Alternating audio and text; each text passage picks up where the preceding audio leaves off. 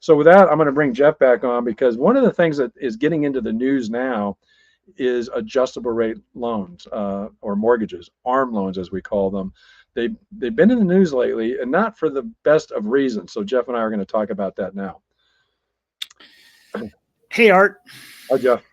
Well, yeah, these are interesting, and just to kick things off, I want to just share a couple of bits of information. I was just checking things out. It says, according to an ICE report, 831,000 adjust rate mortgages, or ARMs, reset between March 2023 and March 2024, and another 102,000 loans were expected to reset over the next 12 months as of July 2024.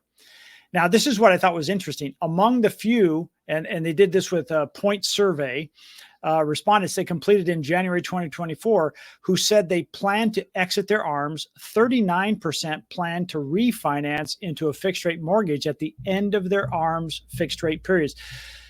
Tell us how this whole thing works, and then really let's see if we can unpack that a little bit, Art. Okay. Yeah, let me start with, because one of the things you might wonder is, for the last couple of years, certainly 2020, 2021, and even before then, fixed rate loans were relatively low in terms of rate. And so you kind of wonder, why would somebody take an ARM loan? What is the thinking behind a borrower who's maybe purchasing a home? Why would they think that an ARM loan is a good option? Well, the reason is that, generally speaking, an ARM loan is going to give you a better rate than a fixed rate loan. Obviously, that's basically a fundamental feature of an ARM loan. And now, ARM loans today, though, are different than they were not too many years ago. In fact, let me give you a couple of numbers that are kind of shocking, actually. Before the Great Recession of 2008, adjustable rate mortgages were much, much more popular than now.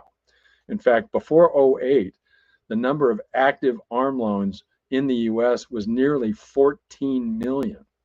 Well, now the number of active ARM loans in place being serviced, is less than 3 million. So what happened there? Why did ARM loans become so much less popular prior to the Great Recession versus now? Well, at the time, ARM loans were, there was many more versions of an ARM loan. In fact, many of them were very risky. Some of you who've been around a long time might remember what we called option ARMs. These were ARM loans that gave you typically 4 payment options. They were featured a very low start rate, and they would allow a homeowner, a borrower, to pay either the minimum teaser rate, to pay an interest-only rate, to pay a fully amortized rate or payment.